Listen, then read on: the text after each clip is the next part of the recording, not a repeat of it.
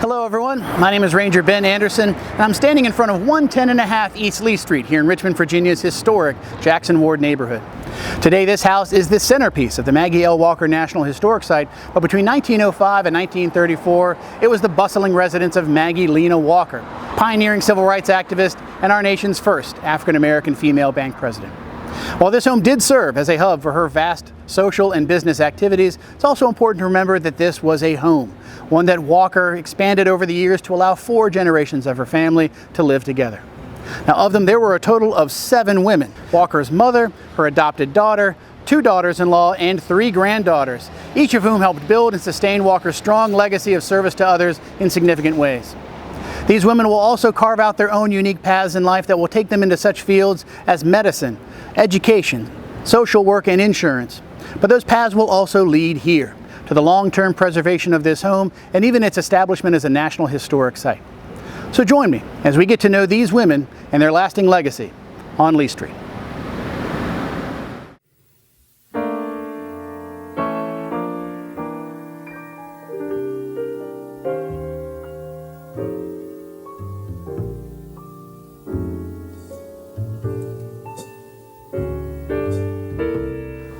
Maggie Walker's mother, Elizabeth Mitchell, was born Elizabeth Draper in Powhatan County, Virginia, and was one of at least 4 siblings. Though details regarding her early life are scarce, Elizabeth was likely born into slavery, but had been freed by the time she began working as a servant for Elizabeth Van Lew in Richmond. The nature of Elizabeth Draper's relationship with her daughter's biological father, Eccles Cuthbert, is also unknown, but she married a fellow Van Lew servant named William Mitchell soon after Maggie was born. Following William's sudden death in 1876, Elizabeth worked as a laundress and saw to it that her daughter graduated from high school in 1883. Elizabeth's hard work and sacrifice inspired Maggie L. Walker, who made sure her mother's later years were defined by luxury. Elizabeth spent her final 17 years at 110.5 East Leigh Street, working at times as a midwife and surrounded by a large, loving family.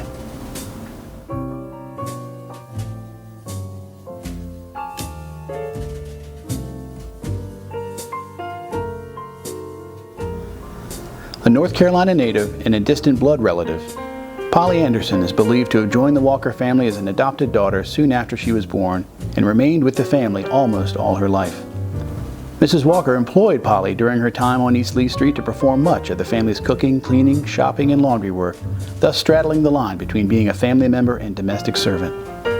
Polly's residency at the home was briefly interrupted after she married Maurice Payne in 1911, but she soon returned and lived at the home with her husband even after his death there in 1925. Several years later, as Mrs. Walker's health declined, Polly's role expanded to that of in-home caretaker, which Mrs. Walker's oldest granddaughter, Maggie Laura, credited as inspiring her to become a doctor.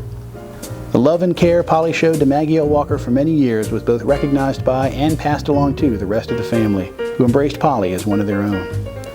Following Mrs. Walker's death, Polly continued to live at 110.5 East Leigh Street with Hattie and Maggie Laura, deepening their bond. Polly passed away in Chicago while living with Maggie Laura and is interred at Richmond's Evergreen Cemetery in the Walker family plot.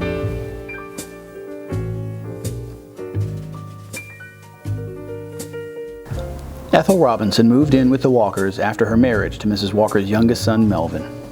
Ethel gave birth to their 3 children at 110.5 East Leigh Street, but her separation from Melvin in the late 1920s prompted her and their children to move away from the Walkers and into Ethel's nearby childhood home.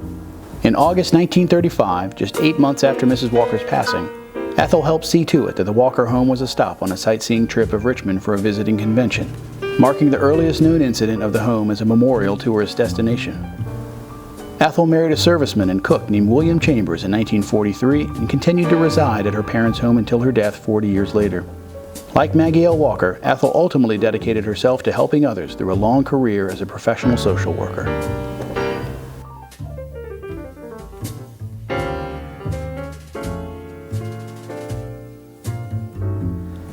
Hattie Naomi Frazier was raised in New York City, and her mother was thought to have been one of the first African Americans to settle in Harlem. Throughout her time as a resident at 110.5 East Leigh Street, Hattie regularly visited her family in New York, and even for a short time just before her husband Russell's death in 1923, took a job there, working for the NAACP's journal, The Crisis. Following Maggie L. Walker's death, Hattie continued to live on Leigh Street and became chiefly responsible for keeping the home in the Walker family.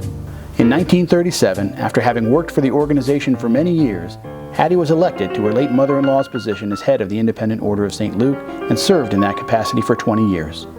Upon her death, Hattie willed the home to her daughter, Maggie Laura.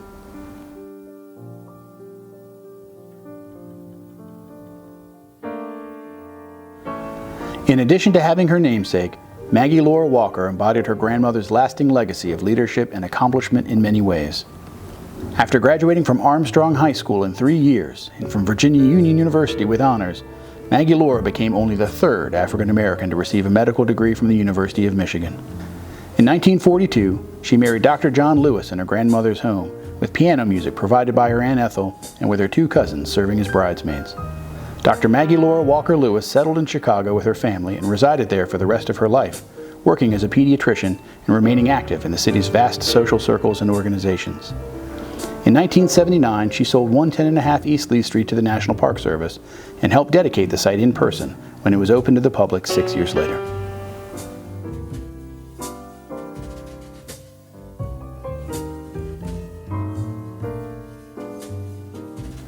Named after her mother Ethel's twin sister, Mamie Evelyn Walker was born at 110.5 East Leigh Street and spent some of the few years she lived there practicing on the family's baby grand piano alongside her mother and singing with her siblings.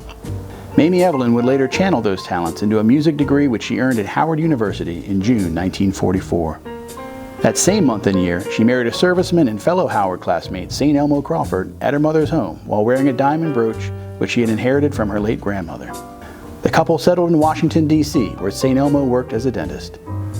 Mamie Evelyn earned a master's degree in education from New York University in 1946 and became an educator and activist for social justice. In her later years, Mamie Evelyn traveled regularly between Washington and Richmond to support educational programs about Mrs. Walker. And as an active member of the Maggie L. Walker Historical Foundation, Mamie Evelyn advocated for the preservation of her grandmother's home as a National Historic Site.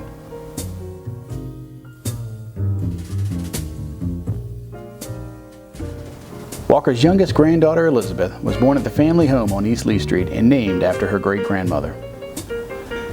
In 1945, just before completing her degree at Virginia State College, now Virginia State University, Elizabeth married fellow classmate John Mickens and, like her older sister, settled in Washington, D.C. Later, as an employee of the Department of Parks and Recreation, Elizabeth looked out for the less fortunate in her community, a calling inspired by her grandmother.